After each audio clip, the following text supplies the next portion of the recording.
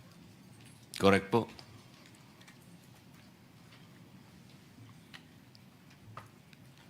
Can I get a confirmation? Anybody from oil company? Anyone from the from DOE or from our from the These figures were stakeholders? supplied to me by a friend from the oil companies. I think DOE will be the more appropriate resource person to shed light on this matter.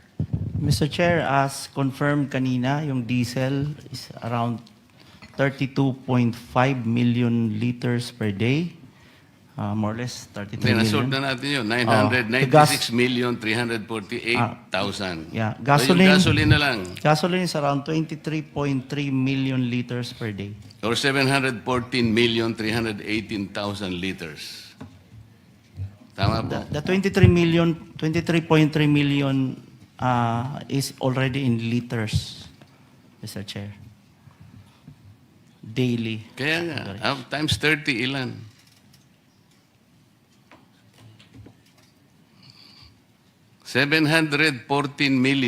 $714,318,000 liters of gasoline.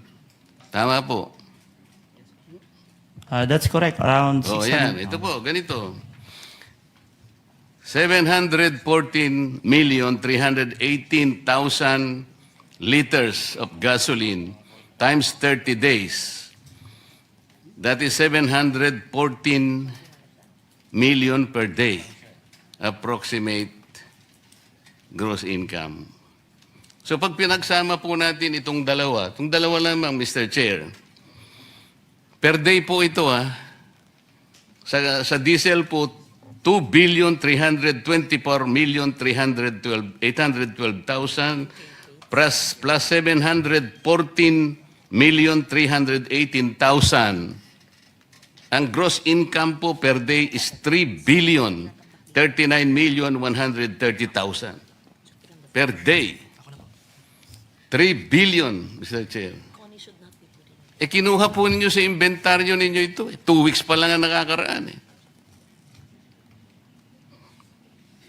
Alam po ninyo, Mr. Chair, I have to apologize for making this comparison.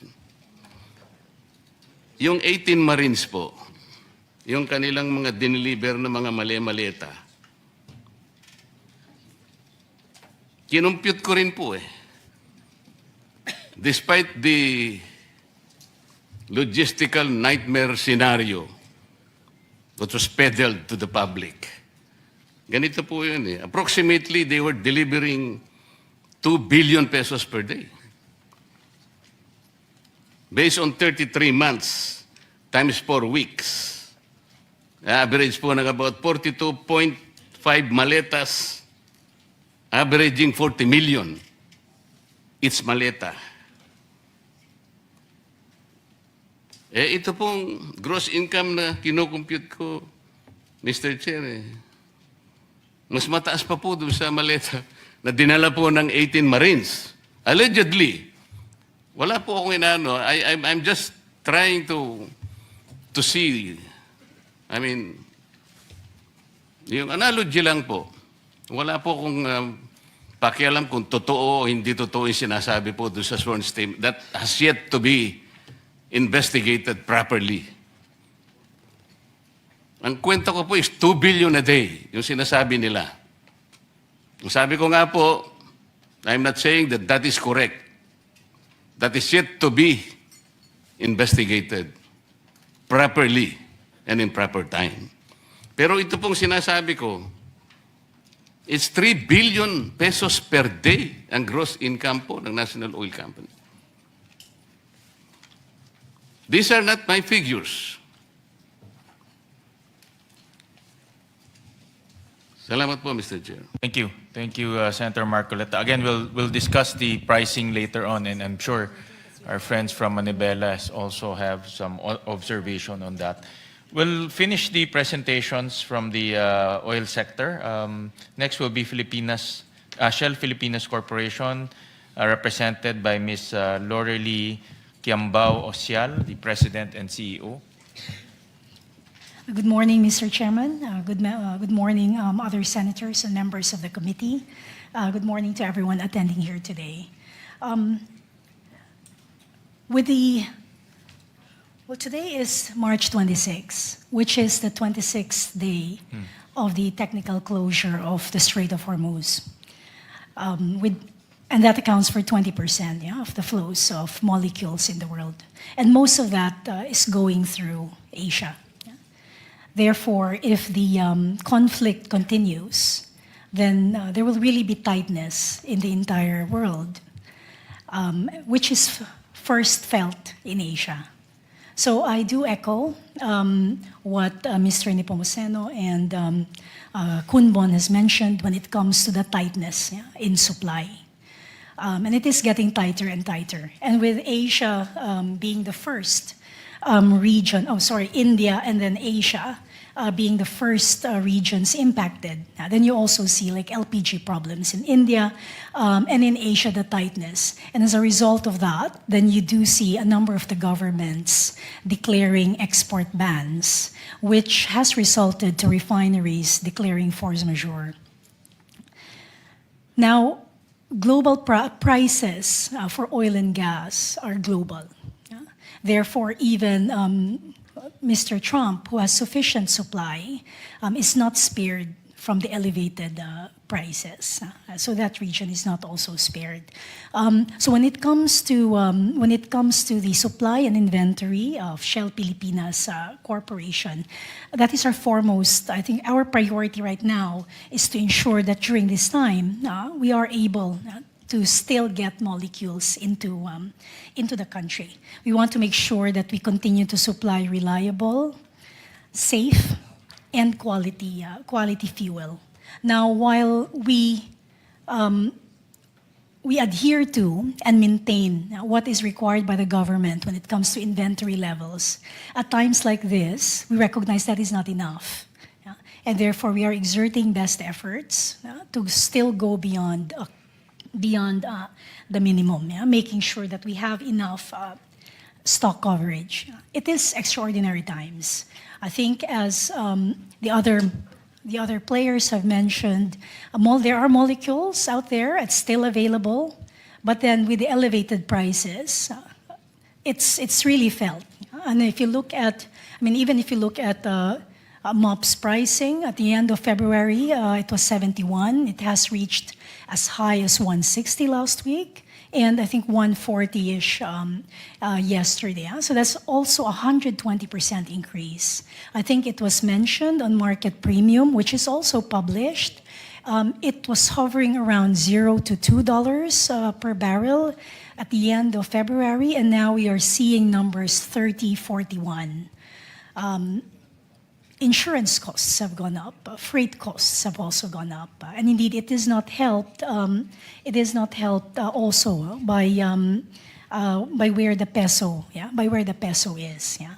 So I think for Shell Pilipinas Corporation, we support an all-society approach when it comes to how we work together moving forward to make sure that we are able to help our country. Now, for us, when it comes to resourcing and sourcing of molecules, we do rely on our global trading network.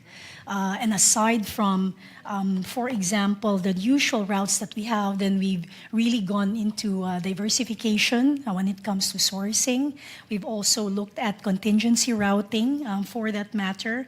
And we are making sure that we prevent ourselves from being in a position where we are running short. But again, there is a question on pricing. So in the discussion indeed with the DOE, and I think which the DOE is now doing, we did ask for support when it comes to granting security to cargoes that we have already contracted. So we do see some countries exercising an export ban. So our ask has been through the G2G discussions to ensure that our contracts are honored and the cargo that is bound for the Philippines does get loaded and does get shipped and not diverted. We also support, I think, the government's efforts when it comes to targeted subsidies, and therefore we also have programs when it comes to PUVs and TNVS, for example. I think I think for us, even through this time, then we make sure that we are really compliant, yeah, with all the government requirements, even when it comes to the schedules, yeah, around pricing increases, for example, and other things. I think on the diversification of supply, I think one thing that is under discussion is to align some of our standards with other countries, such as Australia and Malaysia, because for some of the specifications for the Philippines, then we have higher specifications. Now, if we align with other countries, then that does open up sourcing options for us, and therefore that is also being discussed. I guess with the excise tax suspension, which is now enacted into law, we also are prepared to make sure that that is implemented in a clear and in a coordinated manner, together with the DOE, together with the DOF, the BIR, and the BOC. So I'll leave it there when it comes to the update from Shell Pilipinas Corporation. Thank you. And lastly, we call on Ms. Jetty. Yes, Senator Marcoleta. Just a few questions, Madam. Everybody else in the oil industry is pinpointing the Strait of Hormuz as the chief villain. But you said that only 20% of the oil supply is coming through the route, the Persian Gulf and the Gulf of Oman. What about the Suez Canal, Madam? Are you assuming that it is closed? So right now, the Suez Canal is not closed. So Yes. you look at three waterways. No, I'm only asking you if the Suez Canal is closed also. It is not closed. It is not, of Yeah. course. And you know that the oil of Russia and probably Kazakhstan are being processed by Rotterdam. You know about that? It is a global business. Yes, I will have madam. to check that. What I'm saying is Suez Canal is open. America is not affected by the Strait of Hormuz. Okay. From a pricing Petronas of perspective, Malaysia it is not impacts the affected entire by world. the Suez. Petronas of Malaysia is not affected by the Strait of Hormuz. Am I correct? Everyone is affected by the closure of the Strait Everyone. of Hormuz. Why everyone? I have shown to you Sir, because the of the data. pricing, which is global. that is always the argument. You're always returning back to the argument of a replacement cost, of Argus, of maps, and the plots. But what about the data I have just shown a few minutes ago? I think, as mentioned by the other members, we have not seen that data, and we would be happy to look at it. Now, if you then look at market dynamics, As we speak, each- you can already check this, madam. we will have a look at it, sir. I would be happy to have a look at it. Of course, of yeah. course. And this committee awaits for confirmation on your side, Yes. if these data are correct or not. Yes. That's Now, the only issue. I hear you. Because this data, as you might have noted, they do not even they even included the VAT and the excise tax and even the biofuel. Earlier, even our committees also took upon ourselves of legislating, let's say, suspending the collection of VAT or even the excise tax, and even suspending or replacing our CME with PME, which is, of course, will be affecting our coconut industry. But in this data that I have just presented, we will preserve all this. That's why it is very important for you to please check on this data, first of all, before we even continue discussing your apprehensions and your world data and the trending and the trading floor and the spot market and blah, blah, blah.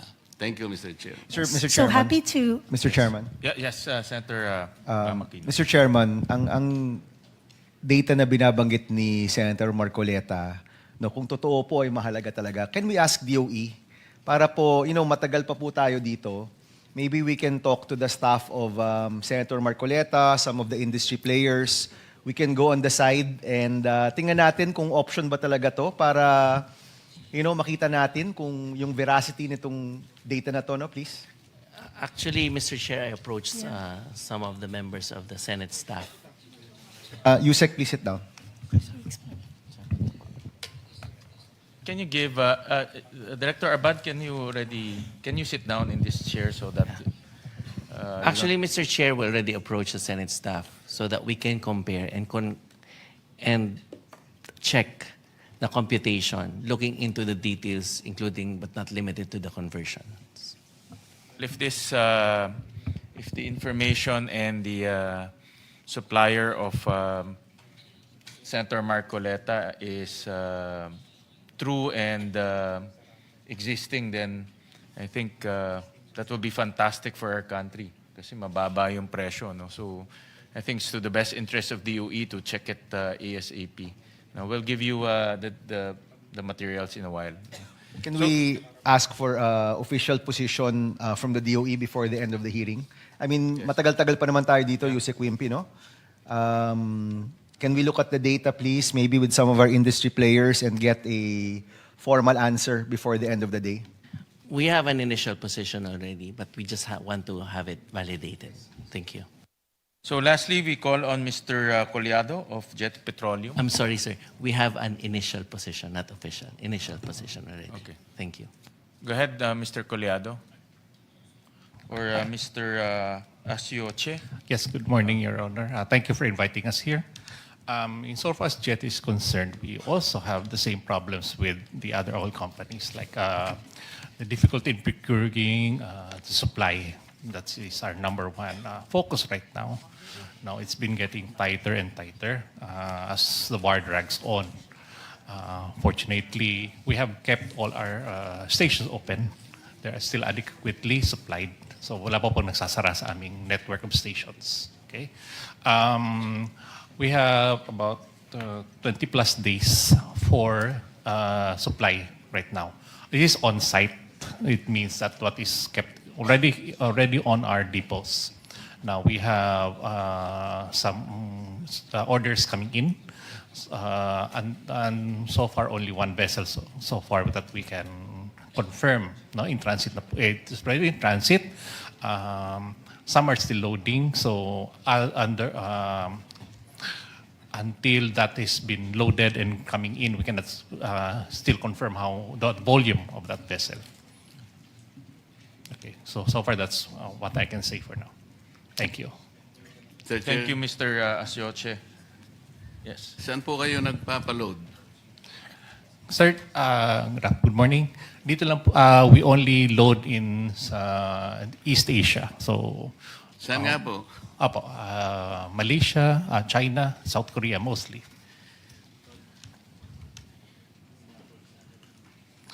Sir, we only import finished goods po. Finished product. Kasi po kung bibili pa kayo sa South Korea, siyempre iba-iba ng layer yun. Ang sinasabi ko, dumirekta po kayo sa mga tangke na nandun sa Singapore. Kanina ko pa nga po sinasabi yun. Bakit nga po ayun yung tingnan yun? Kasi po, kung doon tayo nakapokus, there is no problem to speak of in the first place. Kapag napatunayan po na tama yung data. Hindi po ba? Sir, I believe Singapore has ceased all exports. Ano po? Singapore has ceased all exports.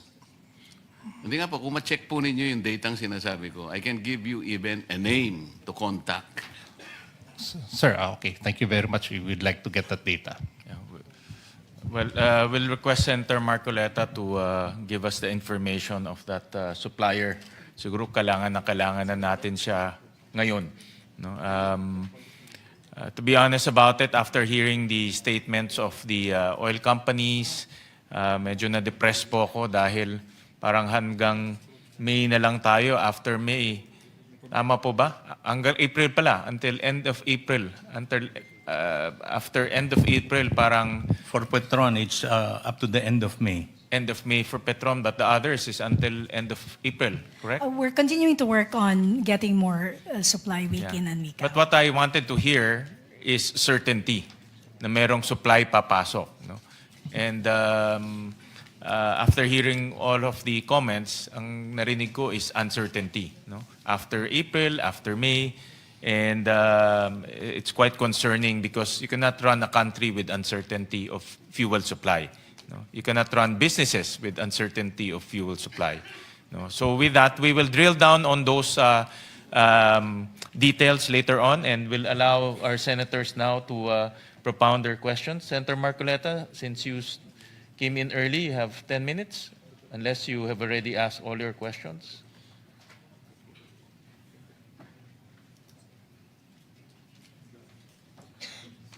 And then Senator Bamakino after. Salamat po, Mr. Chair.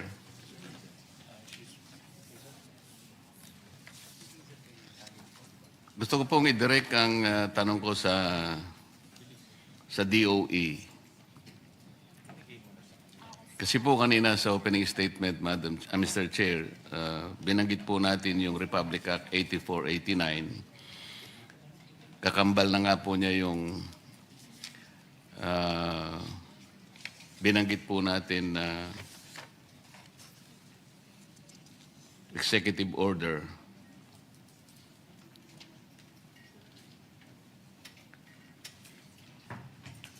Magagamit po ba ninyo itong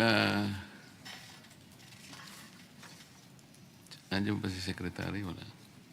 Magagamit ba ninyo yung Section 14, Article E, Paragraph E ng 8479? Yes, it is available, Mr. Kasi Chair. po last resort ito eh.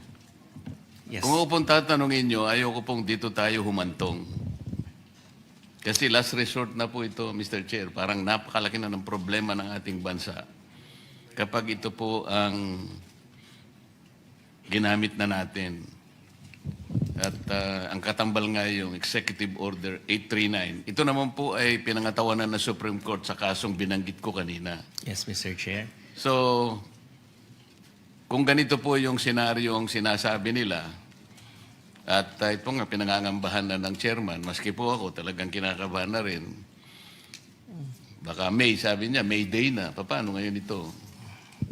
Paano kayo papasok kung ganun halimbawa yung senaryong sinasabi nila? Meron po ba kayong nakalaan na mechanism kung paano natin gagamitin ang available na batas na para sa inyo? Okay. Thank you very much for the question, Mr. Chair. Would also like to thank the Senator for bringing out the limitations because it is important that we emphasize the need for balancing.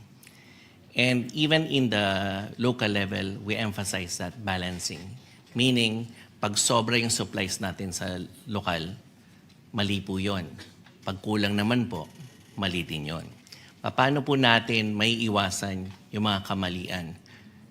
Una-una po, yung behavior nating lahat is not only on the supply, but also on the demand. We have to regularly go about with our business, considering that even if we say na hanggang May lang siya, tandaan po natin ang cycle ng pag-order. It's around 2 weeks. At na-emphasize po natin 2 days ago that we have sufficient supply considering na almost puno yung ating mga storage facilities. So, may kailangan ba tayong mangamba? Kung nakikita po natin yung nangyayari sa Middle East na wala pang linaw, mangangamba po tayo doon. Pero kung meron po ba tayong solusyon? Meron po tayong solusyon. 14E is indeed extreme, but it always gives, it is the wisdom of Congress and the law to give that strategy as a last resort to government for protection of everyone, not only of the consumers, but also for business. So, yun po yung ine-emphasize ng Department of Energy. Now, with this declaration from the President, we have scenarios precisely to avoid that grim scenario na mas nagkakaroon ng leeway ang Department of Energy. But we can tackle first what happened before that. So we were talking to the oil companies of trying to see how we can assist them. But we also emphasize the proper behavior on the supply side. There should be no favoritism of gasoline stations in the distribution locally. There should be no hoarding for the gasoline stations so that it will be available for all our consumers. There should also be no hoarding for our consumers because at the end of the day, the balance will be distorted if there will be a problem on the supply, on the behavior of the suppliers, and a problem of the consumers on the demand side. We have also been calling for energy efficiency, and we have called for all these strategies, coordinating with the local chief executives, coordinating with the chiefs of police. Now, when Uplift convenes, we will have... Mr. Chair, can we be more specific, sir? Because emergency nga ang sinasabi nila eh. Ako naman sabi ko parang wala akong makitang emergency, but the other side is talking about a grim scenario. So kung halimbawa talagang meron ng grim scenario, ano bang gagawin ng DOE? For example, para lang magkaintindihan tayo, can DOE, for example, issue a show cause order? Yes. Nag-yes ka kagad, hindi mo pa Ay, sorry. tinatanong.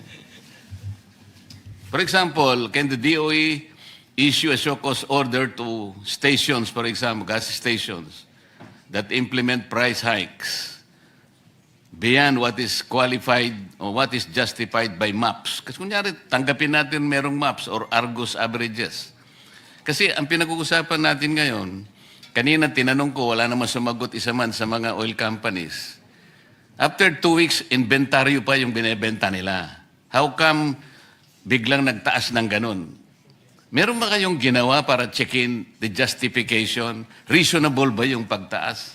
I already computed 3 billion gross income per day.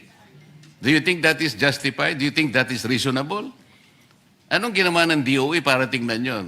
Ang inventaryo nila is 50 to 60 days eh.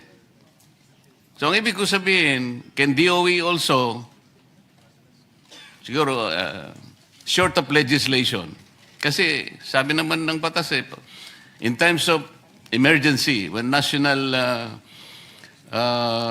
interest requires, can you mandate the oil companies, for example, to itemize? The word is unbundle their costs, no?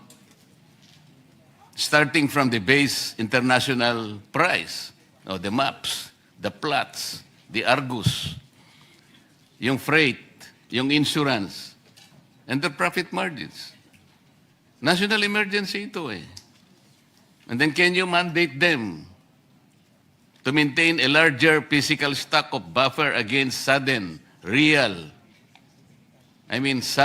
real global spikes so that we can reduce the immediate replacement cost? Kasi sinasabi natin, Mr. Chair, magbebenta sila 120% more using the replacement cost. Can we justify that? Starting from the DOE, anong gagawin nyo? The oil companies will use the replacement cost kahit hindi naman kailangan because the inventory was still there. The DOE is not doing anything. So the law is very clear. Under emergency situation when the public interest requires it. Ito yung tinatanong namin sa inyo. Salamat po, Mr. Chair. Thank you. Are you requesting DOE to respond? Yeah, go ahead. Yes. Okay. Let me clarify. We have heard from the previous meeting and also today that the DOE has done a lot.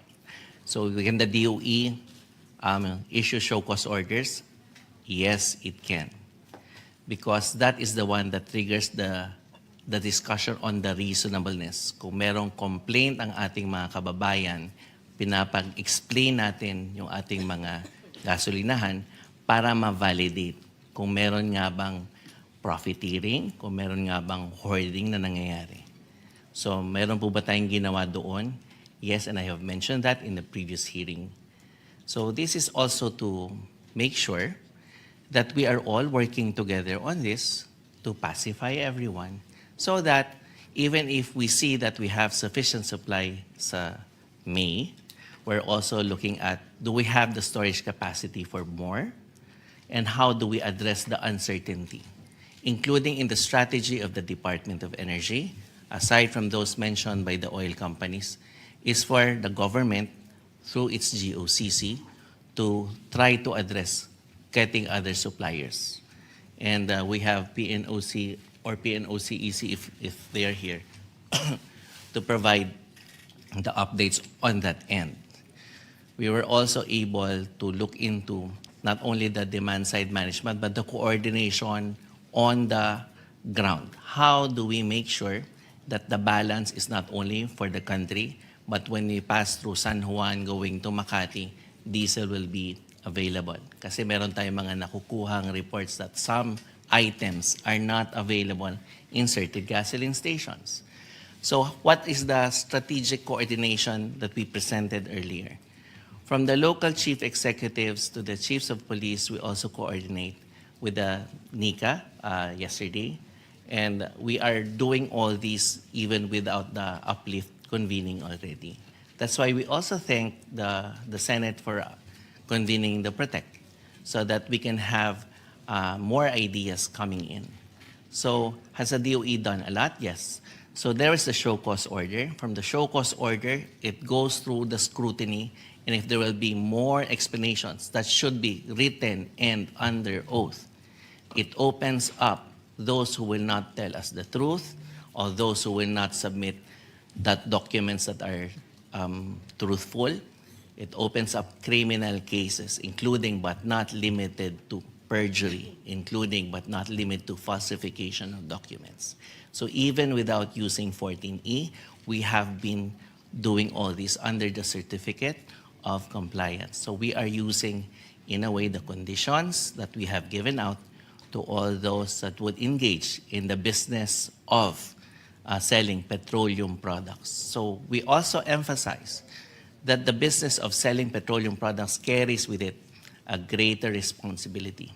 They were given by the oil deregulation law to have pricing strategies, partnerships with malls, partnerships with credit cards, so that they will be able to compete and enable themselves to expand their network throughout the country. But what the DOE also emphasizes is there should be no abuse of market position or market behavior, especially during times of extraordinary circumstances, which is what we have now. So have the oil companies and the gasoline stations been cooperating? Generally, yes, but we are still looking for those who have not been cooperating. So when we showed our faces on the ground, we were not there to tell everyone that we will close the gasoline stations. No, we were telling everyone that government is present, government will protect not only the business, but especially our consumers. So everyone has a stake here. So that is what we are doing. So 14E, under the oil deregulation law, is available as an extreme scenario, but we will not get there because of the cooperation. And if we see that there are people or gas stations or businessmen that are not cooperating, we will go after them. Because yun po yung mga exercises na gano'n ang pwedeng magpabilis na umabot tayo sa extreme scenario, which we want to avoid. Thank you, Mr. Chair. Thank you for those answers. We now recognize Senator Bam Aquino, and you have 10 minutes, sir. Maraming salamat, Mr. Chairman. Okay, I have numerous questions here, no, for different agencies. But let's begin with the DOE sa excise tax, no? So pirmado na yung batas sa pagsuspindi ng excise tax, and now it is up to the President to actually trigger this or not.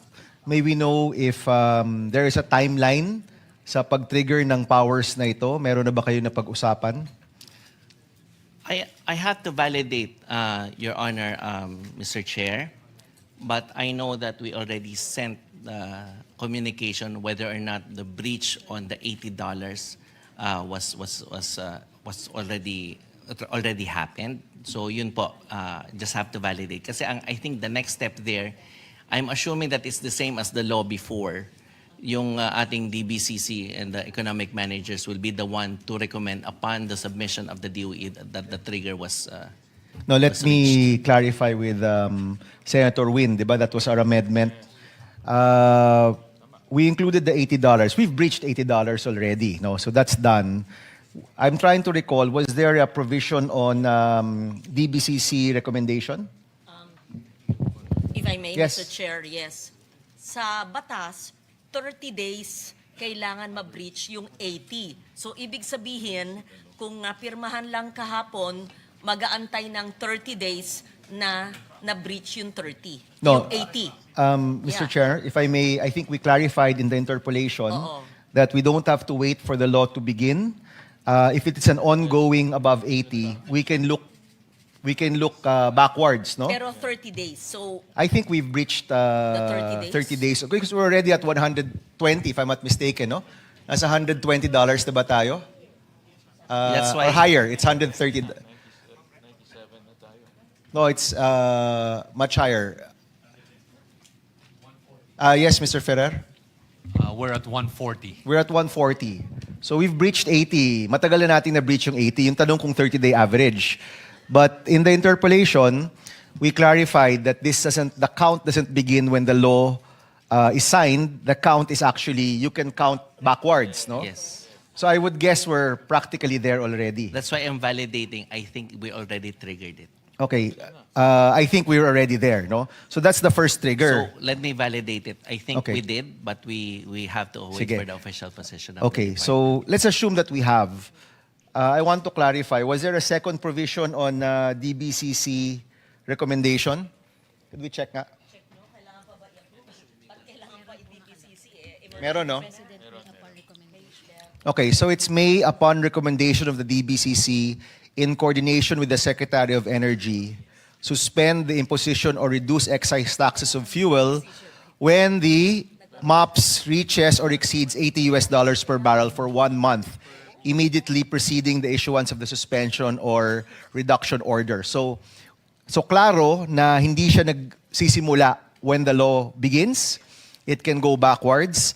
Pangalawa is kailangan ng recommendation ng DBCC in coordination with the Secretary of Energy or DOE. So, Yusek Wimpy, since Secretary Garin is not here and you're the highest here, ikaw ang tatanungin ko, I'm almost sure we can confirm that 30 days average has been done already. Kung hindi pa, it's just a few more days. Aabot na rin tayo dyan. Sen Bam, if I may, hindi pwedeng hindi alam. DOE yan eh. Kayo ang timon ng gobyerno eh. Hindi pwedeng hindi alam. Sabihin nyo ngayon. Yung petsa. That's where I'm getting at, Yes, Senator thank you, Loren. thank you. So we will confirm kung umabot na tayo ng 30 days. If not, this price is not gonna go down anytime soon. We can predict when the 30 days is up. So napag-uusapan nyo na po ba to trigger the suspension of excise tax sa DOE? Because mukhang sa inyo nagsisimula eh. It's in coordination with the Secretary of Energy. So sa inyo po nagsisimula yan, Yusek Wimpy. That's correct. That's why I mentioned earlier that we compute. If it breaches that, we already send a communication to the DBCC. What I'm trying to tell the committee is nandun sa yung kasama po ng staff niyo yung si director na mas kabisado kung kailan na-send or kung na-send na nga yung trigger. But I know that we already sent it. I just wanted to validate it. So, sorry there are two triggers. The first trigger is pag lumampas na sa $80, no? Yes. We're finding out kung umabot na tayo sa 30 days average. Okay, mukhang umabot na. The second trigger is Secretary of Energy, DBCC, to recommend to the President to suspend. Have you sent that already? Not yet. Let them answer, Okay. Mr. Chair. Have we sent that already? I'm not, that's why I wanted to validate it. Okay, because- sige.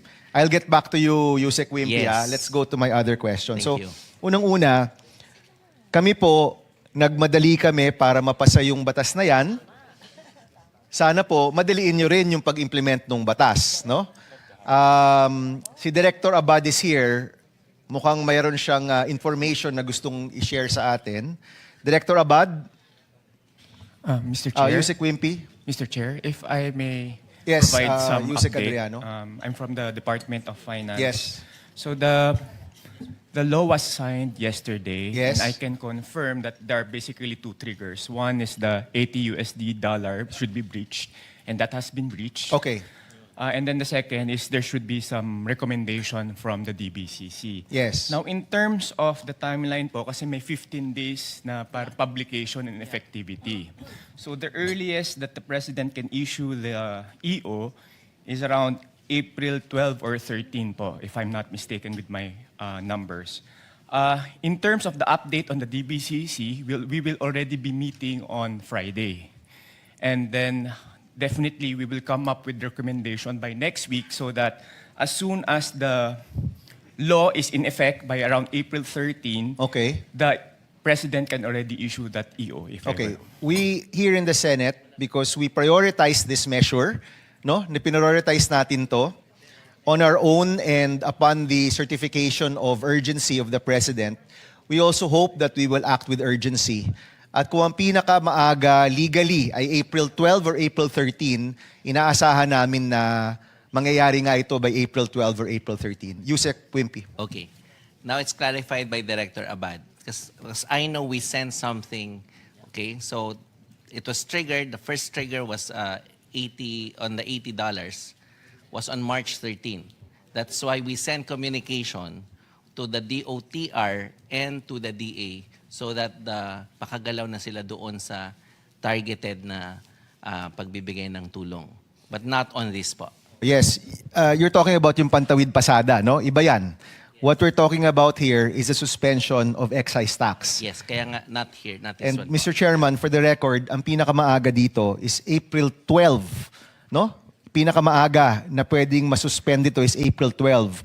Now, may mga trigger po ito, may mga meeting na kailangan mangyari. Inaasahan namin na ang ekutibo gagawin yung lahat para sa pinakamabilis na oras, mabigay natin to sa taong bayan. Tama ba, Yusek Adriano? Yes po, we will be already be meeting on Friday, the technical board, and then the main DBCC will be meeting next week before the Holy Week. Okay. So that before the April 13 deadline, the DBCC already has a recommendation for the President's consideration and approval. Okay, let me move to my other questions. Thank you for that clarification. At least may certainty yung ating mga kababayan kung kailan to pwedeng mangyari. No, actually, sa totoo lang, the reason why we want to have this hearing is to provide certainty sa mga kababayan natin. Ano yung expectations nila?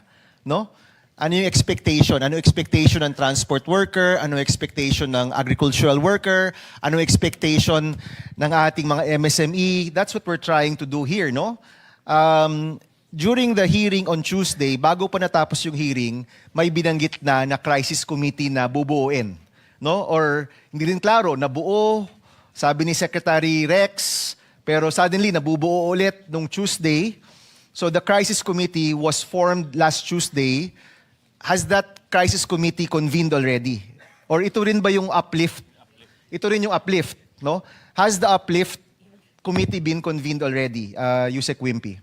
As I mentioned earlier, it is yet to convene. It is yet to convene. So kailan po yung, meron na bang date kung kailan to i-convene?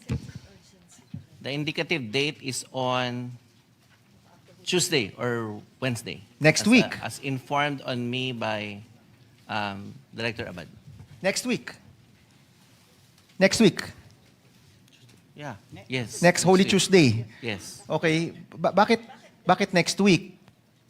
You don't know, of course, di naman ikaw yung nagko-convene. Who is the convening power of this committee? The Executive Secretary? The President? Is it DOE? Is it DepDev? Sino po ang chairman nito? Secretariat will be DepDev. DepDev, okay. Sino bang ASEC Cancio? Secretariat, bakit po next week pa? Bakit hindi ngayon na? I mean, nakakadalawang hearing na tayo dito. Di ba? Yes, ASEC Cancio. Yes, thank you, Senator. So the Uplift Committee is chaired by the President himself. Members include the Executive Secretary, DOE, DOTR, DSWDA, DOF, DepDev, and DBM. So we've already had our initial meetings internally. We're coordinating with the Office of the President for the schedule of the President. The initial indication, the the intent is to meet either this week or early next week. Okay, let's meet soon. No? Yes. To be fair, nung tinawag yung crisis committee in the middle of the hearing, marami sa amin natuwa. No, that this committee was being convened already. I hope you also include members of the private sector, no, dito sa crisis committee na ito. But we impress upon you to please move as fast as the price of diesel and gasoline is going up. Move as fast as that. Kung kada linggo tumataas yung presyo ng diesel at gasolina, dapat kada linggo nagmi-meet rin kayo para may update kayo sa taong bayan, no. So that's really our main recommendation to please move. I mean, the name is Crisis Committee, so pag crisis, kailangan mabilis tayong gumalaw. Gumalaw na tayo. Now, baka naman po sabihin nyo yung main meeting next week, pero sana po yung mga director, ASEC, USEC, sana nagkikita-kita na, nag-uusap-usap na rin, no? ASEC Cancho, is that happening already? Are you interacting with, is there an interagency already happening behind the scenes before this formal meeting? Well, the agents have been coordinating even before this uplift committee was created, Mr. Chair. But you need the uplift committee to make decisions. Tama, di ba? That's correct. Okay. So I hope you're preparing already for all of these decisions to be made. Kung sa Friday, tama ba, ASEC, USEC Adriano, sa Friday magkikita-kita yung DBCC regarding the excise tax? Mr. Chair, it's the ETB first. Ito yung technical committee, like the technical committee. And then next week, earliest, the DBCC main principals So will meet. next week rin? Yes. Okay, sige. So, Your Honor, can I just yes. ask a question, Senator Bam? As we are discussing the excise tax suspension, the retailers are asking, maybe you can include it in your meeting, Secretary Yusek Adriano, is what happens to those inventory already in the market na bayad na yung excise tax? Will they be allowed to draw it down? For that matter, for the oil companies as well, they have inventory na paid na yun excise tax. Or will it be through another refund process? Well, we know that the refund process is very tedious. Is there a proposal for a better refund process for that? Maybe you can answer quickly, Yusek Adriano. Mr. Chair, I think our option will be definitely based on the legality of the recommendations. So, but we will discuss this, but it depends on if it's legally possible to actually do this recommendation. Ang sagot dyan sa kanya is noted at pag-uusapan ninyo. Yes po. Okay, but to be fair, Mr.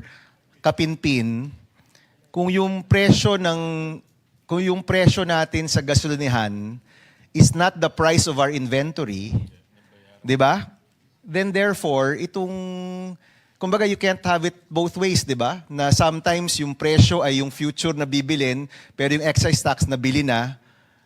I'm sure the DOF will take this into consideration. Correct, no? Yes, Mr. Chair. I would like to note that in the tax code, I think may isang mechanism lang for refund sa excise under Section 145, if I'm not mistaken.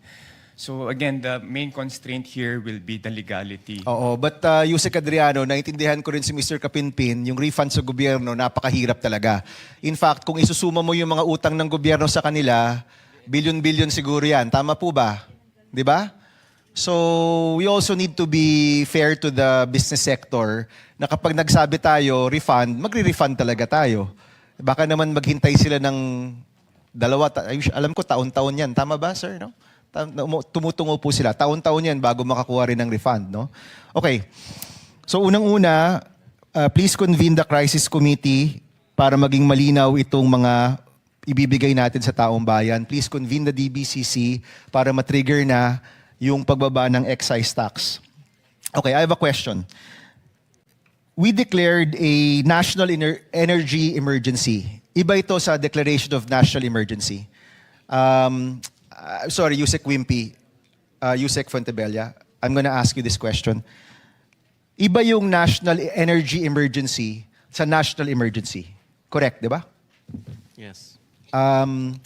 In a national emergency, pwede mag-trigger ang price ceiling. In a national energy emergency, hanggang monitoring lang tayo. Is that correct? Monitoring in what sense? I'm sorry. It's in one of the provisions in the EO na kailangan mag-monitor tayo ng pagtaas ng presyo. Pero hindi siya price ceiling. So in a state of calamity or state of national emergency, pwede tayong magkaroon ng price ceiling sa basic commodities and essential goods. Hinahanap ko sa National Energy Emergency EO, yung provision na yon, di ko mahanap. No? So I want to clarify.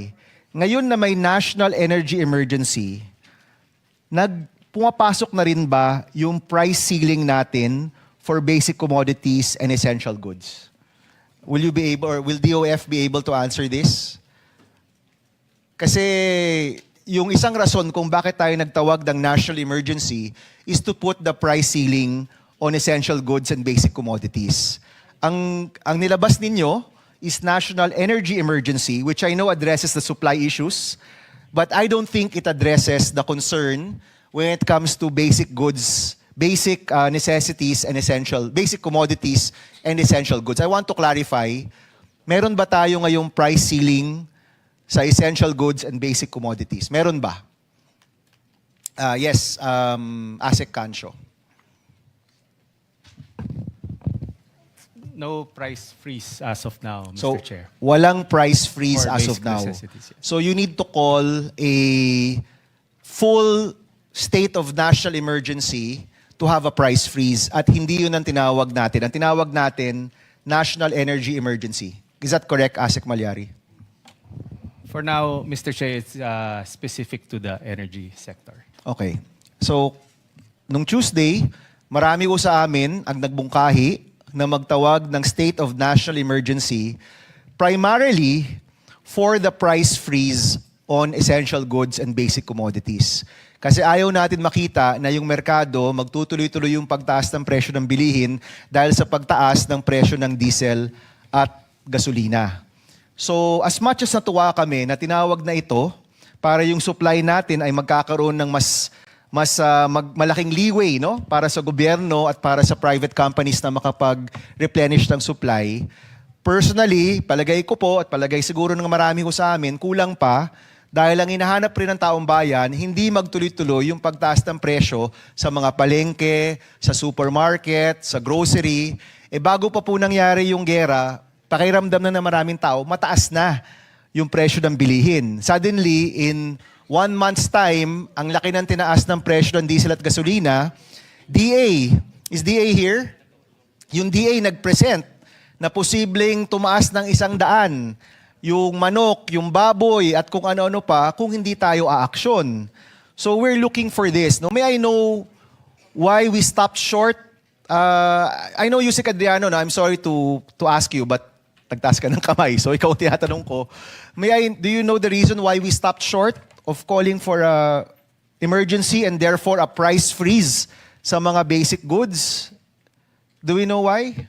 Mr. Chair, to be honest, I'm not... Okay, Yusek Wimpy, do we know why we stopped short of calling for a state of emergency? Kasi pag state of emergency po, pwede tayong mag-price freeze. Hindi tayo nag-price freeze dito, hanggang monitoring lang. No? Do you know why? Maybe there's a wisdom behind it kung ba't hindi tayo nagtawag ng national emergency, Yusek Wimpy? Would you know? I cannot. You cannot know. Okay. Mr. Chair. Mr. Sige. Chair, if I I may, Senator Bam. Go ahead. This time, I will defend them and those who are here. To be fair to them, the USEC and the ASECs, they would not be in a position to answer why it was limited to an energy emergency. But I join you in that. Kaya nga, we always say, kailangan pinapadala yung cabinet level, especially since we are in a crisis. But they opt to send USEC and ASEC, fine, but thank you for being here. But we cannot force them to answer. Hindi naman sila ang nagbuo ng komite. Mr. Chair, may I have just a few minutes with the indulgence of Senators Loren and Marcoleta? Okay. Kasi I've run out of time. No? So, gusto ko lang po tanungin si Yusek Adriano, napag-usapan niyo po ba yung VAT?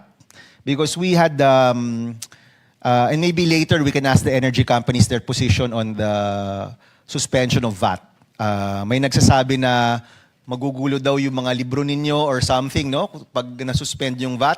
But in our first hearing on Tuesday, Senator Loren, myself, other senators here, talked about a follow-up measure na hindi lang excise tax but powers for the President to suspend or lower VAT for petroleum products. Napag-usapan po ito kasi mas malaki ang pwedeng mabawas nito kesa sa excise tax, no? Was this discussed, Yusek Adriano? Mr. Chair, yes, it was even discussed during the hearing of the excise tax bill. What we mentioned during that hearing is that exempting the fuel, particularly with VAT, may have some counter results to the goal of reducing the prices. Remember, when we have the VAT system is relatively complicated. It has an input and an output VAT. So if the output is exempt and you have inputs wherein you paid the VAT, then you cannot claim your inputs.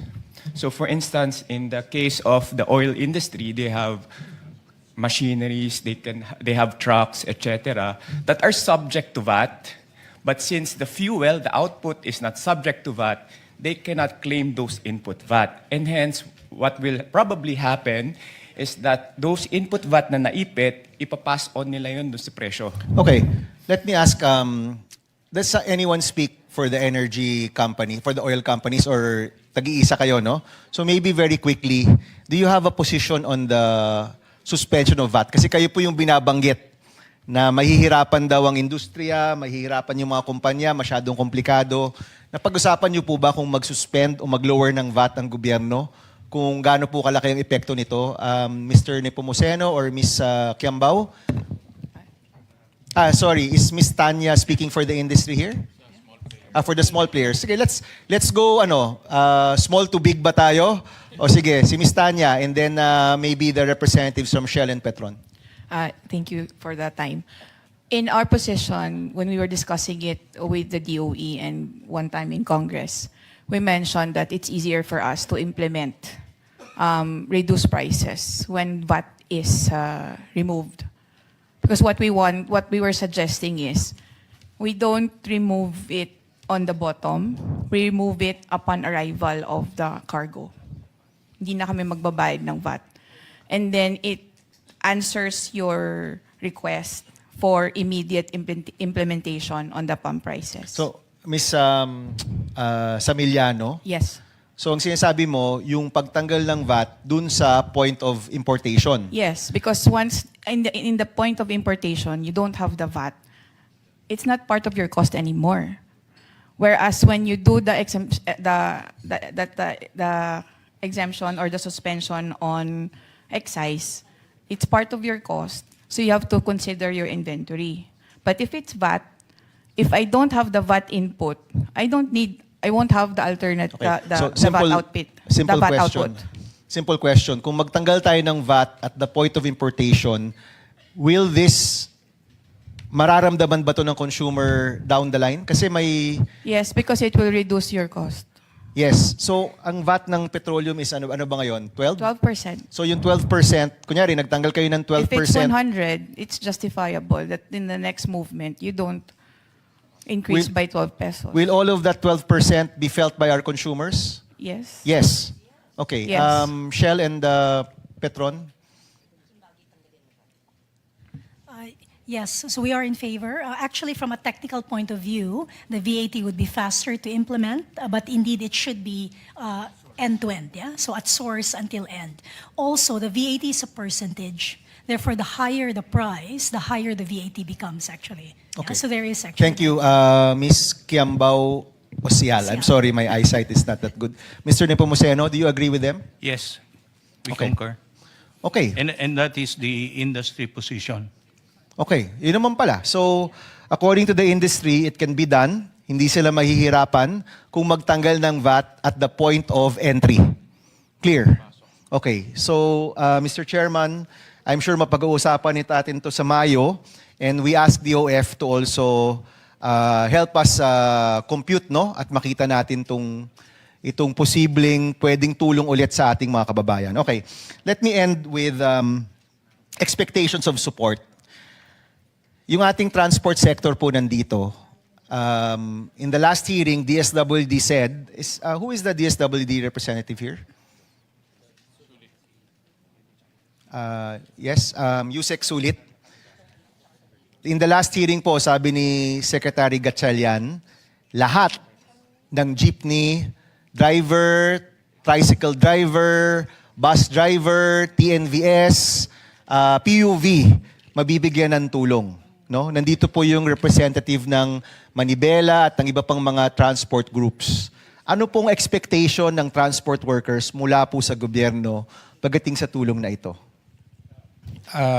Thank you, Your Honor.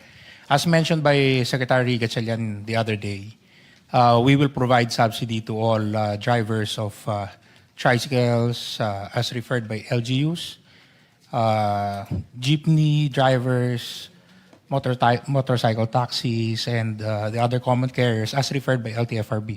They will be provided, everyone will be provided. Okay. Ang concern ko dito is, sa lahat ng mga programa ng gobyerno, whether for farmers, for drivers, lagi pong may lumalapit nagsasabi, hindi naman kami kasama. Diba? So meaning, yung listahan, napakahalaga, na kumpleto yung listahan natin.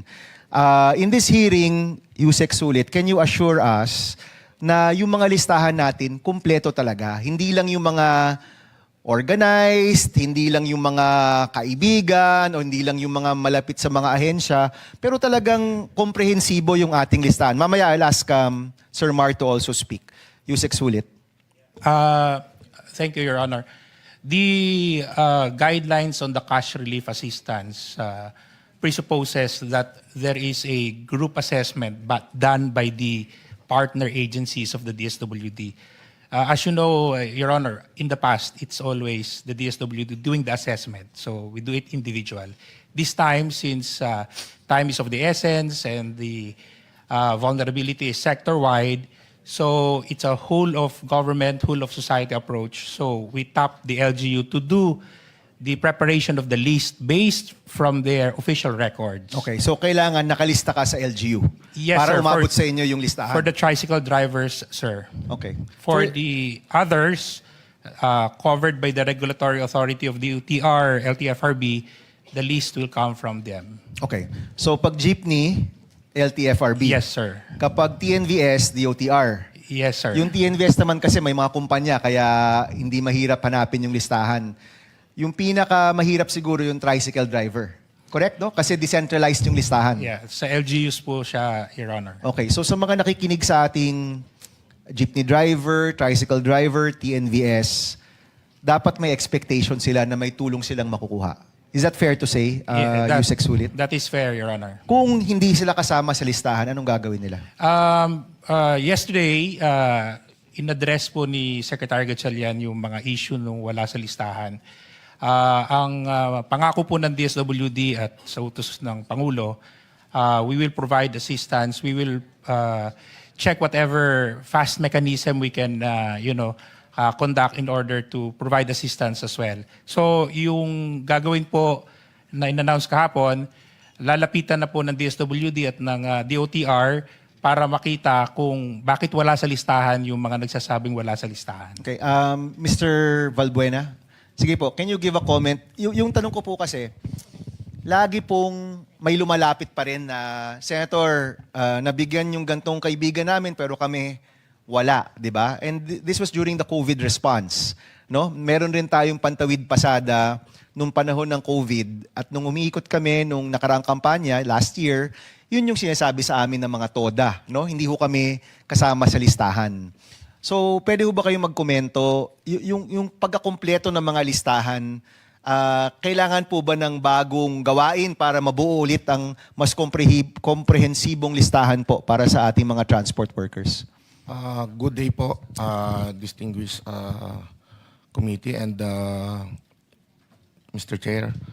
Kahapon po, doon pa lang sa ayuda, meron naman po kaming nakuha sama ng loob. Pinapila po maghapon, mainit, gutom, walang tubig, walang maupuan. Meron naman isang tent para doon sa mga senior siguro. Sila na din po nagsabi, 21% lang ang nakatanggap doon sa total na sinubmit. Sa members po namin, sa kabuuan, 8% lang ang nakakuha. Meron pang mga ruta, doon sa ruta namin, 60 na drivers po ang sinubmit namin pero kahit isa wala pong nakatanggap o wala doon sa listahan. Sir, sa jeep kayo, no? Sa jeepney po at UV Express. Pati po, UV Express. TNBS po. Okay. Ang Manibela, matagal na hong grupo kayo. Tama Matagal na po.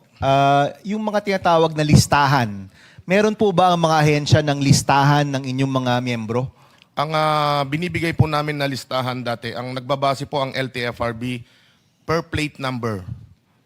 So doon po nagbabase kung ilan yung bilang nung sasakyan na meron kami na naka-enroll o active sa LTFRB. So yun po dapat yung nabibigyan. Pero this time, ang pinasubmit po sa amin yung pangalan po ng driver. So nag-comply naman kami. Mas maganda ho yun, di ba? Kasi per plate, sometimes dalawa yung driver po dyan o tatlo, di ba? Tama po kayo. So kung yung per name, mas maganda po yun, di ba? Tama po Okay. kayo. So ang nangyari po, wala kaming nakuhang ayuda. Kung meron man, iilan lang. So matagal na naming sinasuggest po sa kanila na fleet card ang ibigay ninyo sa amin. Mas madali siyang gamitin, hindi na ho kami pipila doon sa mga ayuda na to na lahat madidisrupt yung services natin sa mga mananakay. Yung araw na namamasada kayo, nawawala rin. Maghapon din ho kaming nakapila, so kaltas na po kaagad yun. Kung kikita ho sana kami today ng 1,500 pesos na paghahatian po ng driver at operator, nawala din po yun. So magkano na lang ho ang natira doon sa 5,000 pesos? Hindi po ba? Kaya ho, matagal na naming sinasabi, bakit ayaw po gawin ng Land Bank, ng LTFRB, yung ganitong sistema para kahit ilan at sino man yung sumampa doon sa sasakyan, kahit anong klaseng sasakyan, basta intended yung fleet card doon sa plate number na yon, mapapakinabangan. At para siyang coupon na automatic may discount po kada karga po namin. Hindi na, mas malaki po yung madi-discount at pakinabang po nito sa amin at hindi nag-aaway na pumipila. Bakit kami wala? Nag-submit naman kami ng listahan. On a daily basis, ngayon po, 1,500 to 1,600.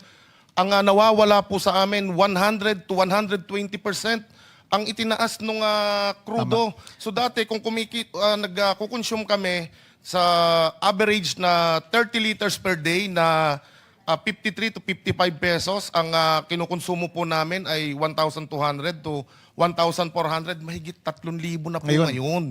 Yun ang nawawalang kita at ang tanong po namin, kanino at saan po namin ito babawiin itong mga losses na ito? Dalawa lang naman po yan Sir Mar. Either magtaas ng fare or may suporta sa inyo. Now, ayaw nilang, siyempre yung pagtaas ng fare, marami pong matatamaan. Now, kung ayaw gawin yan ng gobyerno, dapat may suporta po sa inyo. No? Napakasimple, di ba? So, una kong tanong, I know I've run out of time. Nung COVID ho, di ba may fleet card naman nung panahon ng COVID? Tawid pasada card po yung ibinibigay sa amin. Iba ba yun? Pero nawi-withdraw po siya. So dapat, kung operator ang nakakuha, hindi po mabibigyan yung driver. Tama rin naman po na driver yung binigyan nila ngayon. Pero yung implementation, hindi ko nakikita na efficient siya. Okay, Kasi kumbaga Sir Mar, ang sinasabi ninyo, pinapapila pa, yung mga driver buong araw, sayang yung oras natin na magnegosyo, magtrabaho, ba't di na lang natin i-automate, no? Yan ang sinasabi po ninyo. tama po kayo. Yung sistema pong ginagamit nila ngayon, wala po kaming pinagkaiba doon sa nanlilimos na kailangan ibaba muna yung bintana bago kami bigyan ng limos. Ganun po ang nangyayari sa amin. Ganun kabigat. Kami yung direktang pumasan ng bigat. Meron na po ba rito sa session hall na to na kayang pasanin yung losses na 1,500 pesos a day? 45 to 50,000 pesos on a monthly basis. Meron po ba rito na pwedeng magsakripisyo sa atin noon? Wala. Mamang tsuper lang po ang nakakapagsakripisyo niyan. Okay. Sir Mar, tatanungin ko lang ang DSWD. Ito pong, alam naman ho natin, no, na pag-uusapan natin ang transport workers, sila ang pinakaunang natatamaan dito. Agricultural workers, MSMEs, susunod-sunod po yan, no? Pero sila po yung pinakauna. Ito pong request nila ay sana mas efficient, mas diretso, no? Yung tulong. Iba pang usapan yung kung magkano. Kasi yung binibigay natin, hindi rin naman yan nagmamatch dun sa losses nila. Diba? Mas maliit yan sa kanilang nawalang income. But I just want to ask this question as my final question. Yung sinasabi po nila, kasi sa palagi ko po, hindi naman to one time eh. Ang expectation natin, this will last 3 to 6 months or more. Kahit matigil yung gera tomorrow, bukas, yung taas ng presyo, nandyan pa rin yan ng ilang buwan eh. So kailangan natin silang matulungan. Ito pong pag-automate or pagkaroon ng fleet card, pwede po ba itong gawin para hindi na po sila kailangan pumila para sa ayuda, mabibigay po yung tulong, at the same time, kung magkano yung nabibigay, na ma-manage nyo rin po. Is that in the plans of DSWD? Your Honor, gusto lang po namin sanang malaman kung ano yung tinutukoy niyang ayuda. Kasi as you know, dalawa po kami nagbigay ng ayuda. Kami po sa DSWD, cash relief assistance po ang binigay namin. At diretso po yun sa mga drivers. Cash or cash. diretso sa GCash? Or Cash po. Cash talaga, okay. At base naman po sa mga news reports, napakabilis. Sobrang bilis nga po kasi pupunta ka doon kung ikaw ay na-vet na yung listahan mo. Hindi po dapat pumupunta yung wala sa listahan. Okay? So, kaya po dapat malinaw. Sa amin po, hindi po totoo yung 21% na accomplishment. So sa amin po, pag malinis yung listahan, dumating yung mga kasama natin driver, babayaran po sila. At yan naman po ay matter of judicial notice. Sige, papaklaro natin kay Mar, no? Ito po bang release ng pondo ay mula sa DSWD, DOTR, LGU? Sino po ba yung nagbigay po ng tulong po sa inyo? Mr. Chair, nakakatawa po. No? Magkatabi pa po sila eh. Ang DOTR at ang DSWD, hindi po ba sila nag-uusap kung yung ibibigay po sa amin eh, kung saan po ba ito galing? Hiningan po kami ng listahan ng LTFRB. Isinabmit po namin yung mga master list po namin. Yung pala, ibibigay din po pala sa LGU. Doble ang ginawa po nilang pahirap sa amin. Kailangan namin ng ORCR, pipicturean kami, kasama yung jeepney namin, hawak namin yung driver's license, kasama yung prangkisa, kasama pa po kung saan presinto kami bumoboto. Mr. Chair, totoo po yan at may mga ebidensya po kami. Kung saan po kukunin, hindi po dapat kami yung tinatanong. Hindi po ba? Kayo yung nakakaalam kasi kayo yung magbibigay. Tama po. Okay, Mr. Valbuena, but gusto ko lang kasing matukoy ito. No? Of course, alam natin magkaiba rin yung pondo nila eh. And kami yung pumupondo po dyan. Kaya gusto namin malaman kung anong pondo yung nagamit ng maayos. So, yung nangyari pong ayuda o payout, sino po yung namimigay? LGU ba? DSWD ba? Sino po mismo yung nagbibigay sa inyo? Para lang klaro sa amin. Ang namigay po kahapon, ang kasama ng LGU ang DSWD. Pero una po kaming pinag-submit ng listahan sa LTFRB. Okay, so ito yung sinasabi namin na kailangan yung response ng gobyerno, iisa lang talaga. No?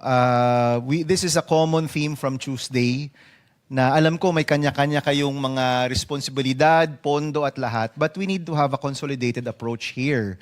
No? Posibleng nagdodoble yung tulong o posibleng akala natin nasa kabilang listahan, yun pala wala sa listahan.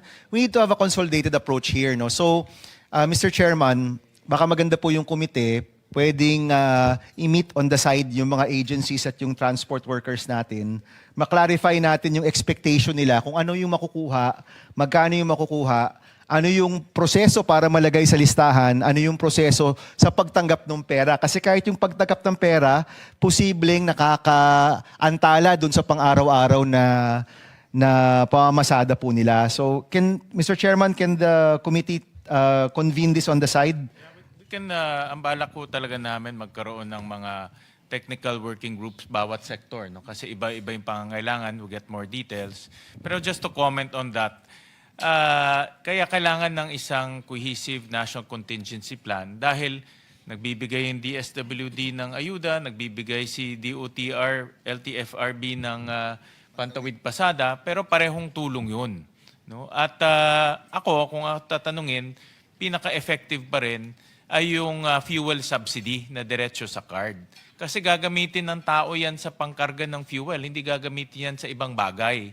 Yung cash nakakatulong pero di natin alam kung saan gagastusin. Unlike yung fuel subsidy, diretso na. At yan ang ginagawa na matagal na, ilang dekada na natin ginagawa yan. No? So, but we'll pursue that later on. Go ahead, Mr. Valbuena. Opo, meron pong 2.5 billion pesos ang DOTR na para sa fuel subsidy. Tama rin po si ASEC o USEC ng DSWD. alin po doon ang pinagkuhanan po natin. So gusto rin namin malinawan kung makakakuha pa po ba kami sa DOTR doon sa 2.5 billion o doon sa AIC. So ano po ito? Kaya po kami nagtatanong. Kaya nga dapat ano talaga yan ay nag-usap yung gobyerno, no. At yung pantawid pasada nakadesenyo talaga yan, even yung special provision para sa fuel subsidy, no. At yan ang mas magandang mekanismo dahil diretso yan doon sa fuel card, no. So with that, Senator Lauren, you have 10 minutes.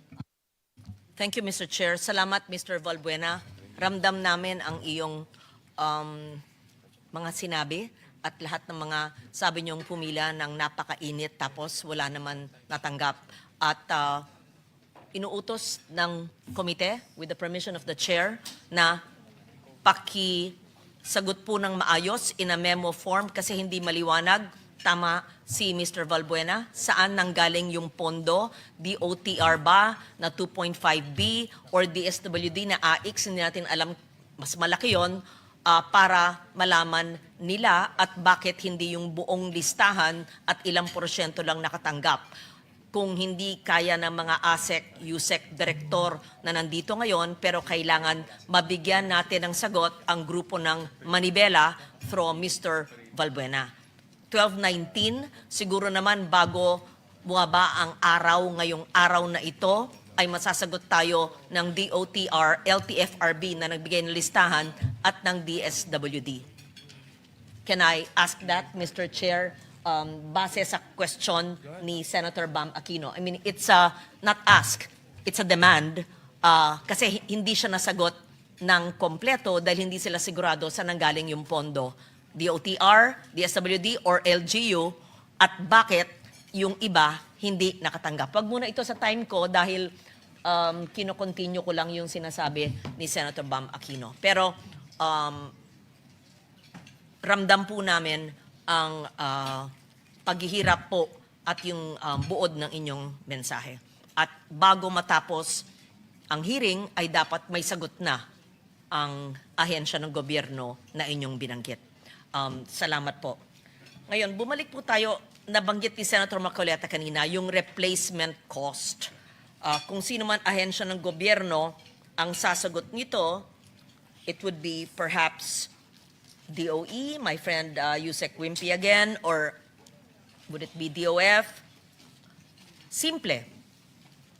Tama ba na yung replacement cost method in pricing allows the oil companies to impose the current world prices despite their present stocks? Alam ko, ito'y napag-usapan, narinig ko, pero parang hindi ba maliwanag yung sagot?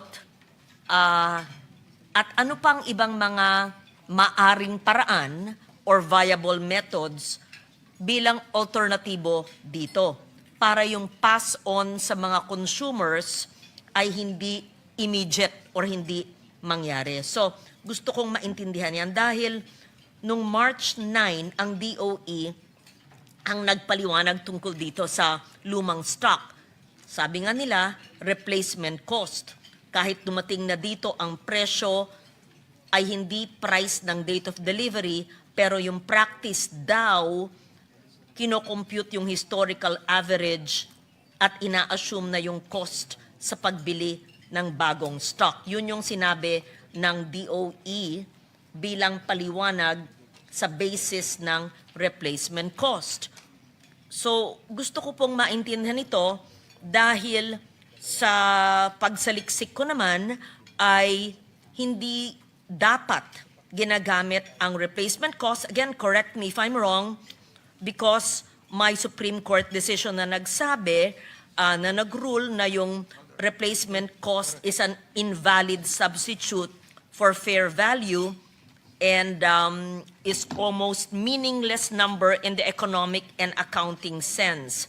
The use of replacement cost as a methodology for computing the value of assets, goods, and services has been shunned by the Supreme Court. So, pakipaliwanag po,